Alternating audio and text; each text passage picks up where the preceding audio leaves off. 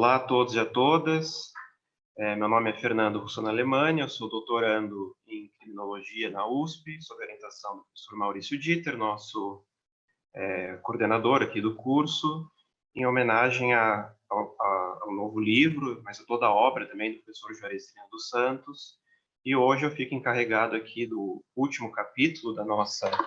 nosso curso, o que, pessoalmente, para mim, eu tenho que fazer essa observação, é uma enorme felicidade, porque nesse capítulo, dentre outros autores, mas o professor Juarez Serino, ele se debruça mais sobre o meu próprio trabalho, minha própria dissertação de mestrado, a qual o professor Juarez Serino compôs a banca de arguição. Então, pessoalmente, para mim, é uma enorme honra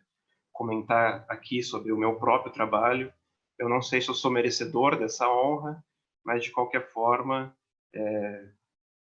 sinto que a colocação do meu trabalho aqui pelo professor Juarez Serino tem um sentido também de incentivar as novas gerações de criminólogos do Brasil a desenvolver pesquisas. Eu fico muito feliz de que ele tenha visto, pelo menos, um caminho, talvez, de abordagem a partir do meu trabalho.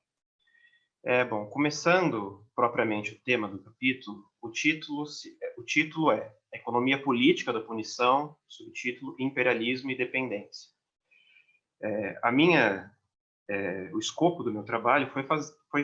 fazer uma tentativa de investigação do que eu entendo ser as especificidades da punição no Brasil, e a partir de uma análise marxista que compreende a totalidade e não cinde a investigação da realidade social em caixinhas, né, sociologia, da antropologia, eu parto de uma análise que resgata aquela tese original de Rush Kirchheimer, no seu clássico Punição e Estrutura Social, tanto que o meu trabalho, o título é Punição e Estrutura Social Brasileira, né? A tentativa de fazer, de certa forma, a transposição da tese fundamental de Rush e Kirchheimer para a realidade brasileira, a tese dos autores, que é aquela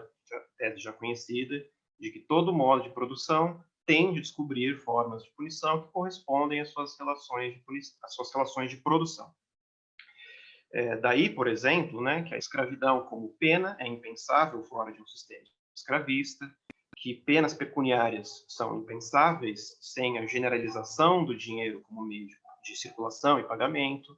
e a própria pena privativa de liberdade, baseada na ideia de pagamento do crime por um tempo determinado de liberdade,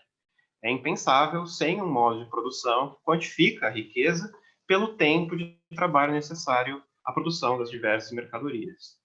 Essa que já é uma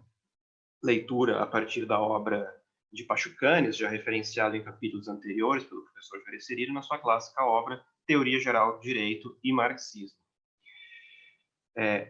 Se formos ver a tese de Rush Kirchheimer, a inter-relação entre relações de produção e formas de punição, vamos ver que no seu livro eles tentam fazer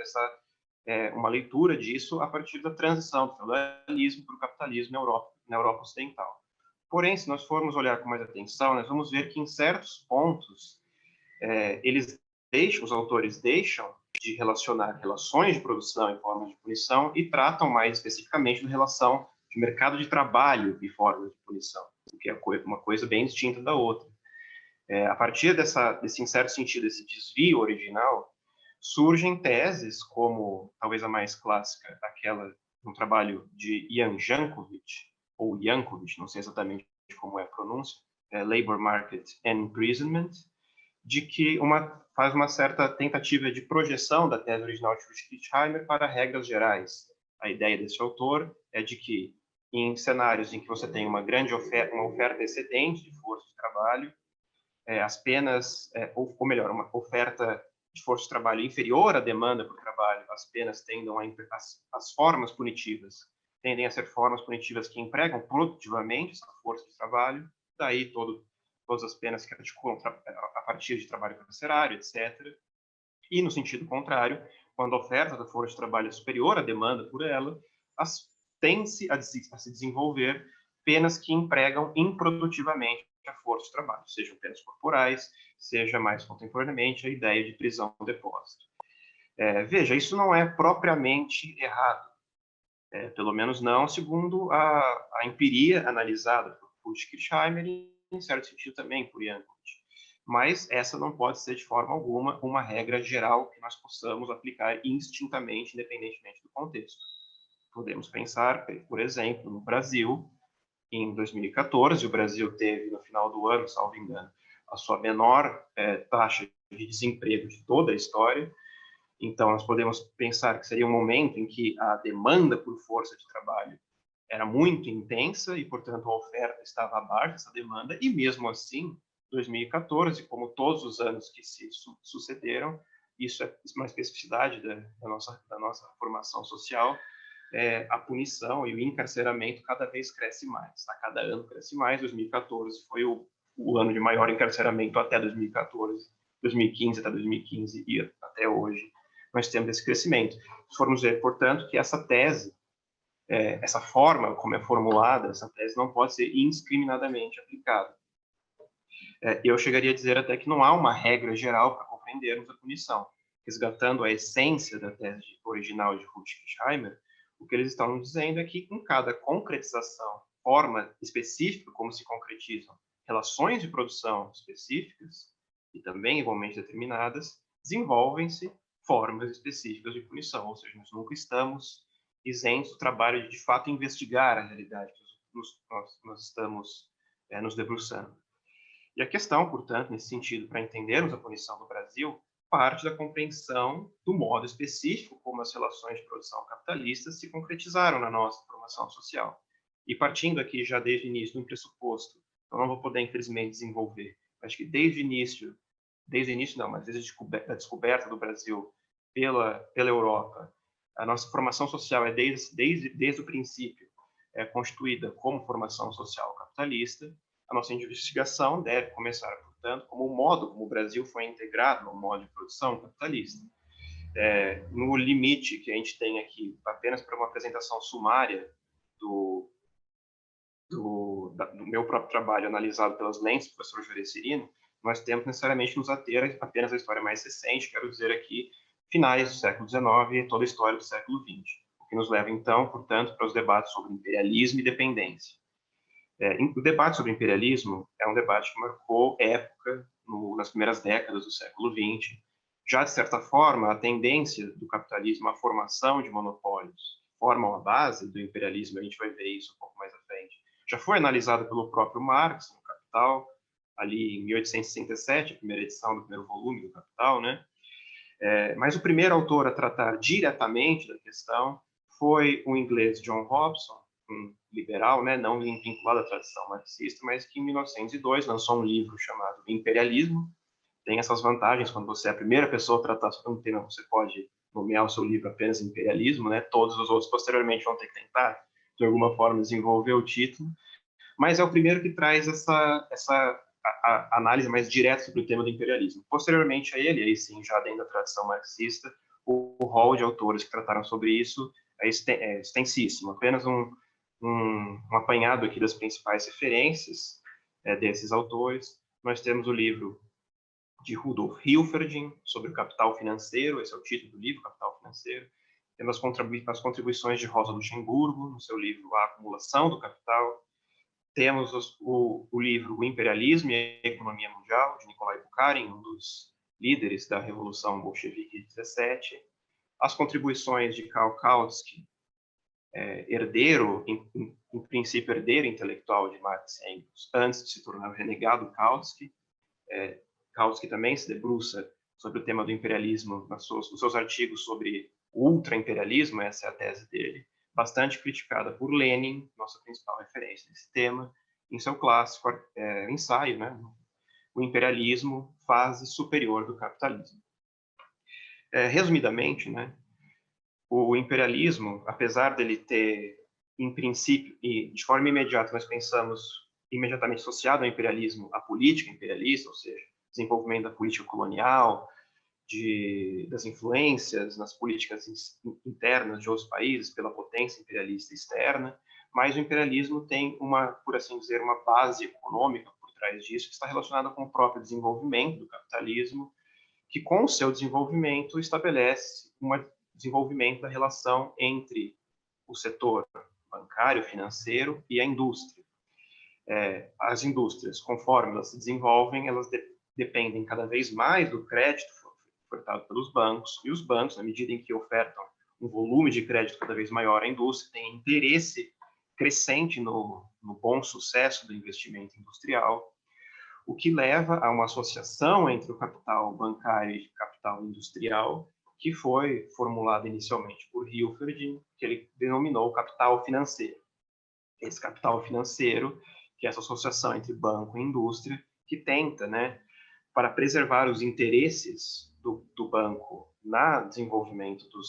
do investimento produtivo de capital, a todo custo, tenta-se suprimir a concorrência, nunca se consegue totalmente suprimir a concorrência, mas temos uma nova etapa de desenvolvimento do capitalismo aqui, quando surgem os grandes monopólios, daí a fase superior do capitalismo, conforme o título de Lenin, o seu trabalho, que, com o desenvolvimento desses monopólios, desenvolve-se também uma política imperialista de exportação de capital para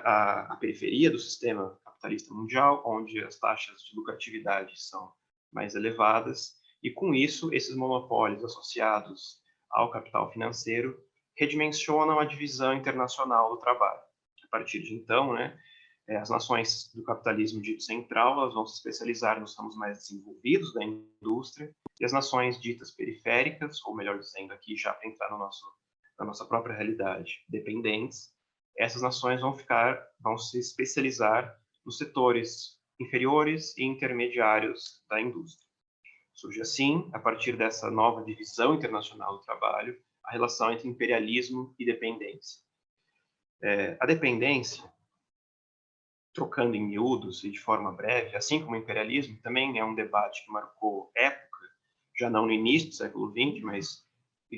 no começo da segunda metade do século XX, especialmente entre os nossos teóricos aqui, tanto brasileiros quanto latino-americanos de forma mais geral, um debate que durante muito tempo ele foi silenciado pela própria... Bom, vejam a época que ele se desenvolve, início da segunda metade do século XX, época de ditaduras militares no continente, onde ser um militante e teórico marxista não é exatamente o ideal segundo os olhos das classes dominantes de então. Não é até hoje, mas naquela época a perseguição política era muito mais intensa. Então, esse debate sobre dependência ele foi silenciado durante muito tempo e, recentemente, ele tem ganhado aqui um novo fôlego entre teóricos brasileiros, nem sempre da melhor qualidade, os trabalhos ainda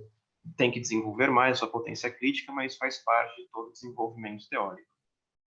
A dependência, se nós formos conceituá-la segundo a conceituação clássica, de Rui Mauro Marini, que é um teórico da dependência brasileiro, talvez o principal expoente da teoria, da vertente marxista da teoria da dependência. Existem teorias da dependência de várias vertentes, o que nos interessa aqui é especificamente a teoria marxista da dependência. Rui Mauro Marini ele vai definir a dependência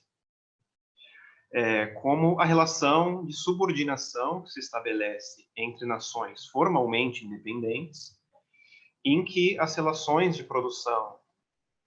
da nação subordinada, da nação dependente, são transformadas, readaptadas de forma específica para garantir a reprodução da própria dependência.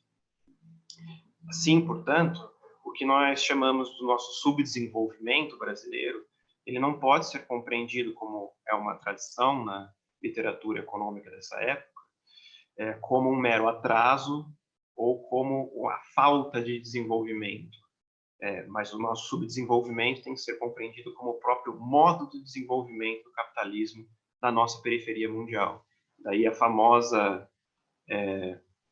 formulação de André Gunder Frank, um dos outros epígonos, por assim dizer, da teoria da dependência, vinculado também à tradição marxista, da ideia de desenvolvimento do subdesenvolvimento. Esse é o próprio título do artigo do Gunder Frank, que resume muito bem essa ideia de que o nosso desenvolvimento à dependência não é uma falta de capitalismo, mas é o próprio modo como o capitalismo se põe na nossa realidade. Vários autores também trataram sobre isso, apenas que também fazendo um compêndio breve, apenas das principais referências, nós podemos citar os trabalhos do já citado Rui Mauro Marini, Subdesenvolvimento e Revolução, é um dos seus livros, recentemente publicado no Brasil, né? Curioso como nós temos uma tradição longa de pensadores brasileiros que, por terem sido expulsos do Brasil, publicaram apenas em espanhol no resto dos países da América Latina para onde eles se exilaram, e só recentemente essa literatura de pensadores nossos é vertida, de fato, para o português e tem agora acesso ao grande público. Além do texto de Rui Mauro Marini, nós temos as obras de Vânia Bambirra, O Capitalismo Dependente latino-americano e, principalmente, dentre as várias obras de Teotônio dos Santos, eu cito aqui apenas exemplificativamente nesse tema da sobredependência, a sua obra Socialismo ou Fascismo. Né? Mas talvez a principal referência de textos específicos sobre a teoria da dependência seja um artigo do próprio Rui Mauro Marini, intitulado Dialética da Dependência. É um texto curto, não mais do que 40 páginas, mas que até hoje é uma das principais referências de apresentação das categorias, a exposição das categorias da teoria da dependência. Resumindo também, de forma aqui muito breve, evidentemente negligenciando aspectos secundários, mas indo direto ao ponto,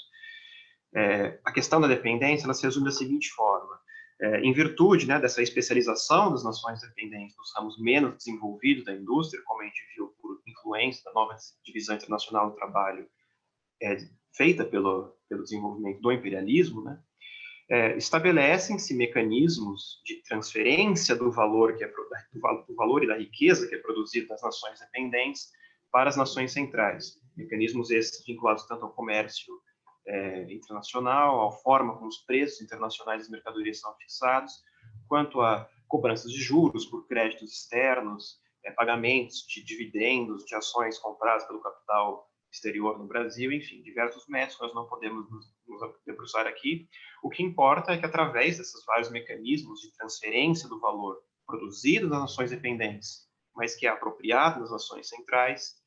nós temos uma redução da lucratividade dos capitais,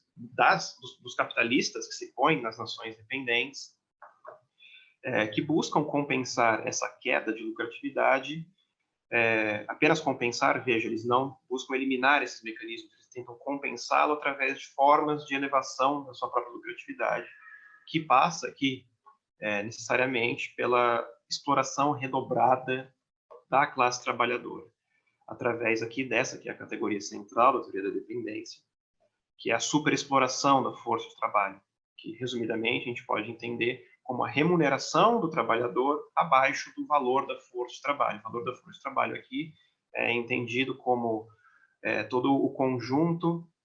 daquelas mercadorias necessárias para a reprodução da força de trabalho, segundo um patamar mínimo, não necessariamente de mera subsistência, mas de subsistência segundo patamares adquiridos pelo próprio desenvolvimento das forças produtivas e elementos culturais que se agregam aqui. Então, a superexploração é isso, é subremuneração do trabalhador abaixo do valor da força de trabalho, a redução do salário abaixo daquilo que é considerado, num determinado momento histórico, o mínimo necessário para a subsistência da força de trabalho. Disso, vejam, decorrem vários elementos, como o estrangulamento do consumo da classe trabalhadora. Então, nas nações latino-americanas isso é visível, como você tem um estrangulamento do mercado interno muito severo, maior do que existe. Isso existe em qualquer formação capitalista, mas maior na nossa periferia do que nos centros. E daí decorrem também inúmeros problemas, que poderíamos chamar de problemas sociais, certo? Com inúmeras mediações aqui, mas podemos citar questões de pauperismo, a pobreza extrema, certo? E questões vinculadas à violência urbana, etc., etc. Aqui, evidentemente, lembrando a necessidade de se fazerem várias mediações aqui. E é nesse ponto, né, já resgatando então, e voltando para os temas vinculados diretamente à criminologia,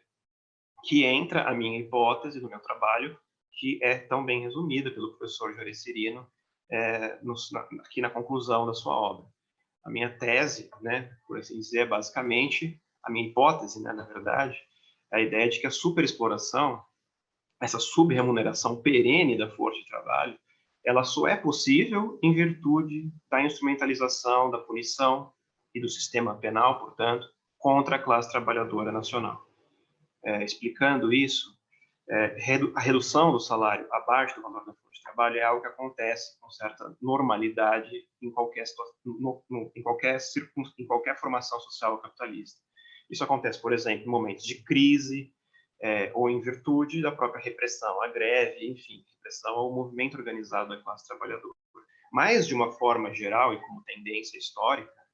o salário, de fato, orbita aquilo que a gente definiu anteriormente como correspondendo ao valor da força de trabalho. Corresponde, portanto, o salário oscila em média esse valor. E, portanto, essa é a minha hipótese.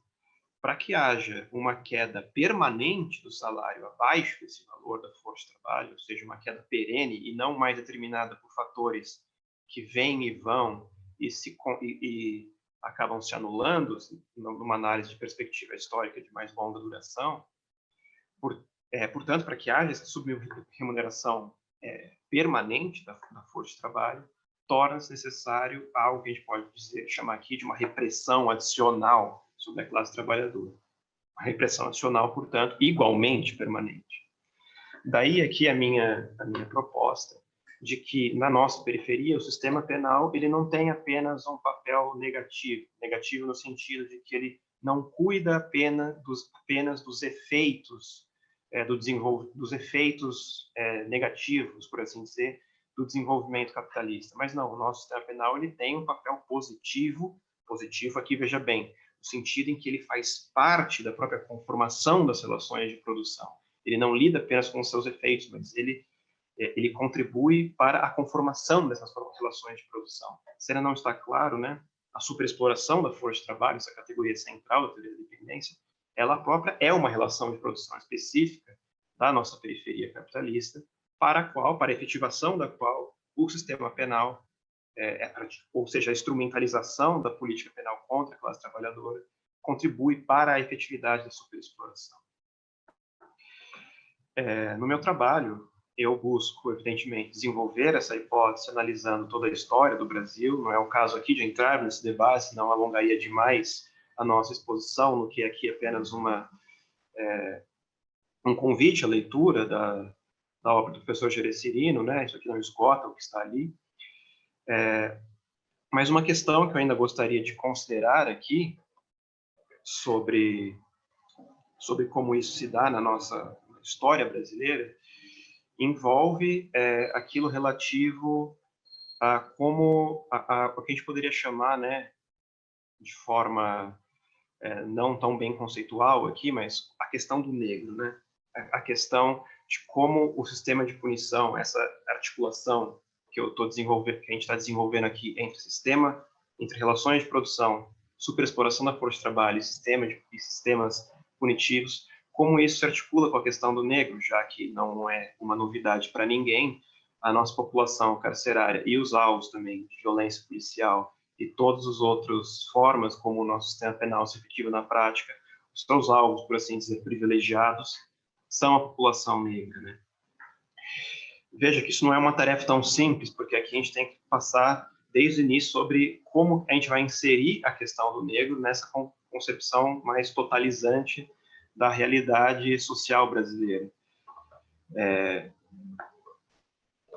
Veja, é relativamente comum que se atribua, isso compõe o nosso senso comum, por assim dizer, mas também existem desenvolvimentos teóricos que partem dessa ideia de que a condição subalternizada do negro na nossa realidade, ela estaria ligada a algo, por assim chamado, uma herança da escravidão. Ou seja, o fato de que a população negra foi escravizada durante séculos no Brasil explica a sua condição subalternizada atual. Eu, pessoalmente, discordo dessa análise, não negando, evidentemente, que exista algo que a gente possa chamar de herança da escravidão, principalmente vinculado a questões sobre discriminação racial e preconceito, a forma como o negro é visto e todo o desenvolvimento cultural do racismo, por assim dizer. Mas eu penso que a forma como, hoje em dia, a situação do negro é subalternizada e é reproduzida como tal, já não se deve mais a um passado anterior, mas à própria forma como o nosso presente se desenvolve, né? A ideia básica não é o passado que explica o presente, mas o contrário. Minha referência, se eu tiver que sugerir uma referência aqui de leitura bastante compreensiva sobre a questão do negro na realidade brasileira, não evidentemente isento de críticas mais um estudo de fôlego sobre isso, eu referencio aqui para vocês, principalmente o trabalho do professor Florestan Fernandes, certo? A integração do negro na sociedade de classe, em dois volumes, que, como o próprio título sugere, Florestan Fernandes vai investigar a forma como o negro se integra à sociedade capitalista após a escravidão e como essa forma, sim, e não essa herança da escravidão, como essa própria forma de integração do negro na sociedade de classes explica, por assim dizer, o seu fardo histórico contemporâneo. Historicamente, né, eu não posso também, pelo nosso limite temporal, me debruçar com fôlego sobre a tese de Florestan Fernandes, apenas ressaltar alguns aspectos. Ele mostra como, historicamente, a população negra ela foi relegada, né, após a abolição da escravidão, aos estratos inferiores da classe trabalhadora. Nunca houve, de fato, uma tentativa de integração do negro à linha de frente, por assim dizer, da classe trabalhadora, ou seja, a população negra não foi abolida. Assim que se aboliu a escravidão, os antigos proprietários dos escravos não reempregaram eles como empregadores capitalistas, mas essa população foi, em grande medida, relegada ao que, na tradição marxista, nós vamos chamar de exército industrial de reserva, né? A gente pode ver isso com forma palpável em todo o modo como as políticas imigratórias foram realizadas no Brasil, ou seja, sempre a tentativa de trazer novos trabalhadores, ao invés de empregar os próprios trabalhadores negros que já estavam aqui, por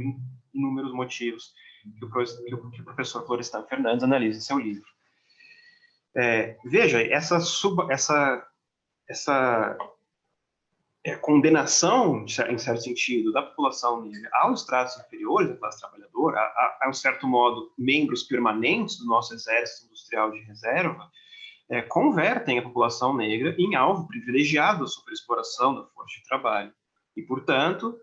conforme a minha hipótese, se ela estiver correta, explica-se aqui por que, então, a população negra é o alvo privilegiado do sistema penal. Veja que isso, né, dizer, a população negra é o alvo privilegiado do sistema penal, como a gente já viu, é uma evidência empírica em si só. Mas o que a pesquisa teórica deve mostrar não é apenas a descrição da realidade, mas é buscar desvendar, né, os nexos essenciais por trás dessa empiria e que explicam por que o que é assim, de fato é assim. Isso não é mero exercício de academicismo puro, certo? Apenas para desenvolver a Torre de Marfim, que é a Universidade Brasileira, mas isso tem uma implicação, deve ter, pelo menos essa é a sua função histórica, como desenvolvimento teórico, uma aplicação prática muito clara, porque se nós passamos do estágio da mera denúncia da realidade empírica e compreendemos por que de fato isso é assim e por que isso tem que ser assim, nós evitamos falsas conclusões e, já desde a origem, nós superamos certas propostas ingênuas de reforma do sistema penal. Porque, veja-se, como eu disse, o sistema penal não é algo que se agrega externamente ao sistema de relações de produção na forma específica como o capitalismo se dá no Brasil, mas ele, de certo modo, conforma esse próprio sistema de relações de produção. Então, a transformação do sistema penal, mesmo numa perspectiva de mera reforma do sistema penal, ele deve passar necessariamente, se a minha hipótese estiver correta, né, pela transformação efetiva dessa base social sobre a qual o sistema penal se erige e que o conforma em última instância. Com isso, eu encerro no grande forma sintética o que já é, no texto do professor Juarez Serino, um resumo dele ao meu próprio trabalho. Eu, de novo, não devo dizer isso e reforçar todas as vezes que eu puder, porque nunca vai ser suficiente. O quão honrado eu me sinto em vir aqui com vocês, não apenas debater o meu trabalho, mas debater o meu trabalho como algo que já vem referendado pelo aquele que é, na minha opinião, e espero que o curso até aqui convença vocês disso, o maior criminólogo crítico brasileiro, que é o professor Juarez Serino dos Santos. Com isso, a gente encerra a parte mais expositiva do nosso curso, mas ainda temos, na semana que vem, o encerramento de fato com o próprio professor, com a presença do próprio professor Juarez Cirino dos Santos. Nos vemos todos lá.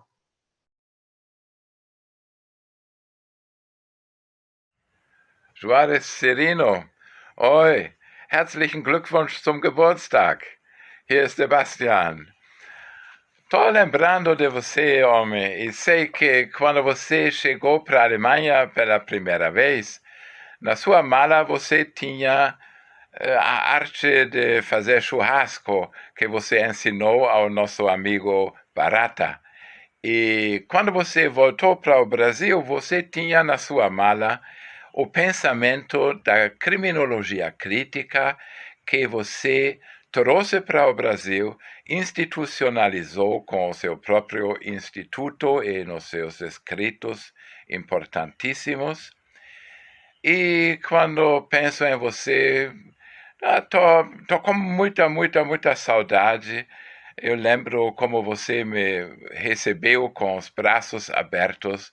na sua chácara lá em Santa Felicidade. Lembro da sua família tão amável e incrível. Então, estou morrendo de saudades, francamente, e espero que a gente se vê daqui a pouco, depois desse pandemônio da pandemia. Tchau, viel Glück, viel Erfolg, viel Gesundheit e muitos anos de vida und bis bald. Até. Tchau, tchau.